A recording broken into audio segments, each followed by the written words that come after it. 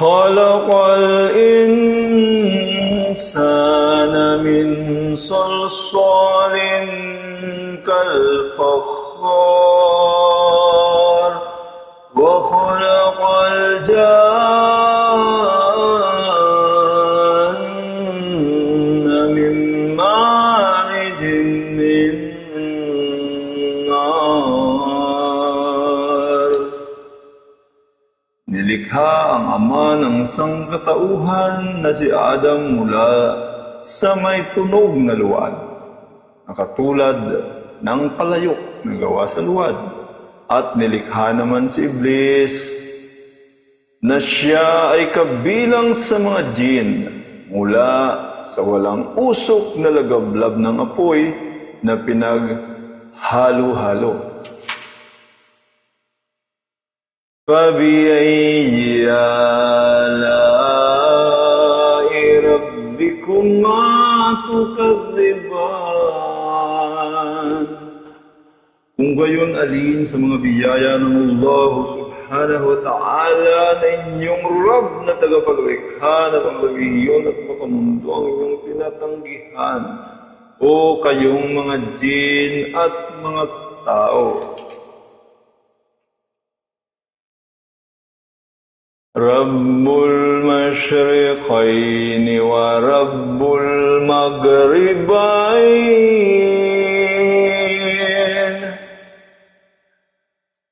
Ang Allah subhanahu wa ta'ala siyang Rabb na nagmamayari ng dalawang sinisikatan ng araw, sa taglamig at tag-init, na tagapagmayari rin ng nilulubugan ito sa dalawang panahong ayaon, at dahil lahat ng ito ay nasa ilalim ng kanyang pangangasiwa at pangangalaga.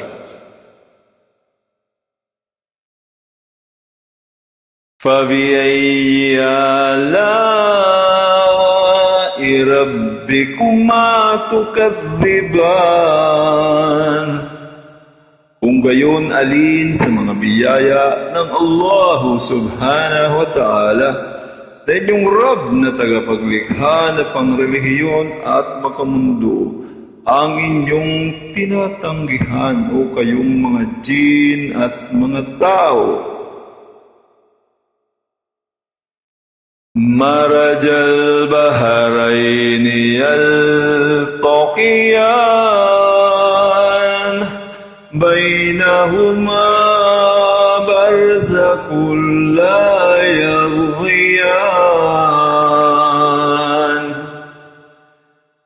Malayang pinagtagpo ng Allah subhanahu wa ta'ala ang tubig ng dalawang karagatan, tabang at maalat, na ito ay nagtatagpo na mayroong itong harang na di nakikita, na ito ay hindi naghahalo sa isa't isa, na hindi nawawala ang katangian ng bawat isa nito. Sa halip ay napanatili ang tabang bilang tabang at ang alat bilang alat, kahit ang mga ito ay nagtatagpo sa isa't isa. فَبِأَيِّ آلَاءِ رَبِّكُمَا تُكَذِّبَانِ. Kung gayon, alin sa mga biyaya ng Allah subhanahu wa ta'ala na inyong Rabb na tagapaglikha na pangrelihiyon at makamundo ang inyong tinatanggihan, o kayong mga jin at mga tao? يَخْرُجُ مِنْهُمَا اللُّؤْلُؤُ وَالْمَرْجَانُ.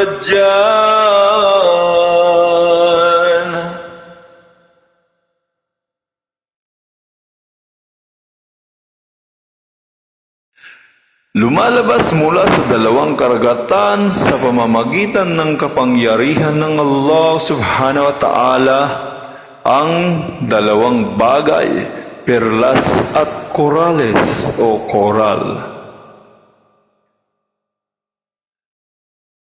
فَبِأَيِّ آلَاءِ رَبِّكُمَا ربكما تكذبان.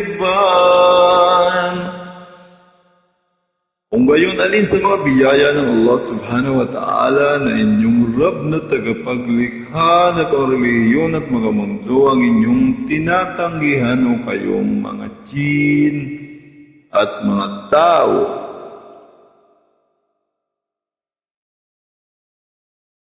Walahul jawaril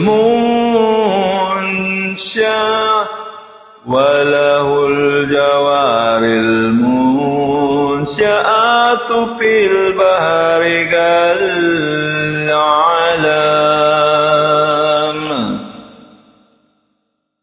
Pagmamayari niya ang mga malalaking sasakyang pandagat.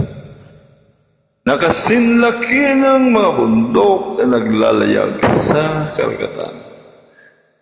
Sa kapakinabangan ng tao,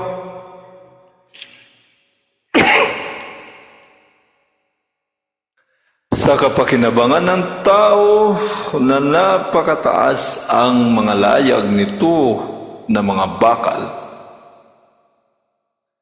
Fabiayyi ala'i rabbikuma tukadziban. Kung gayon, alin sa mga biyaya ng Allah subhanahu wa ta'ala na inyong Rab na tagapaglikha na pangrelihiyon at makamundo ang inyong tinatanggihan o kayong mga jin at mga tao.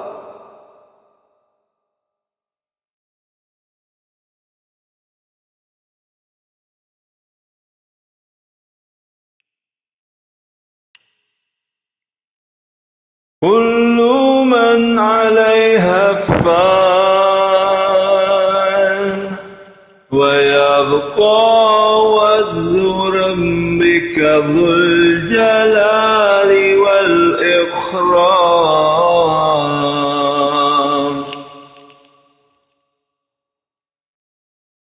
Lahat ng nasa ibabaw ng kalupaan na nilikha ay mamamatay, at ang mukha ng Allah subhanahu wa ta'ala na iyong Rab na tagapaglikha, na punong-puno ng kadakilaan, kamaharlikahan, karangalan at kabaitan, ay mananatili magpasawalang hanggan. Dito sa talatang ito, ang katibayan sa katangian ng Allah subhanahu wa ta'ala na siya ay mayroong mukha ng at karapat-dapat lamang sa Kanya na walang paghahambing sa Kanyang mga nilikha, at pagtatanong kung paano ang pagiging gayon nito. Fabiayyi ala'i rabbikuma tukadziban. Kung gayon, alin sa mga biyaya ng Allah subhanahu wa ta'ala na inyong Rab na tagapaglikha na pangrelihiyon at makamundo ang inyong tinatanggihan o kayong mga jin at mga tao. Yas'aluhu man fis samawati wal arda kulla yawmin huwa fi shan.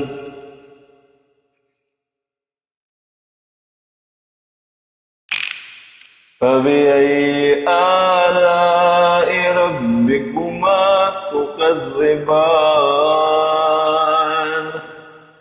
Nagsusumamo ang lahat ng mga nilikha ng mga nasa kalangitan at kalupaan hinggil sa kanilang mga pangangailangan, na walang sino man sa kanila ang hindi nangangailangan sa Allah subhanahu wa ta'ala.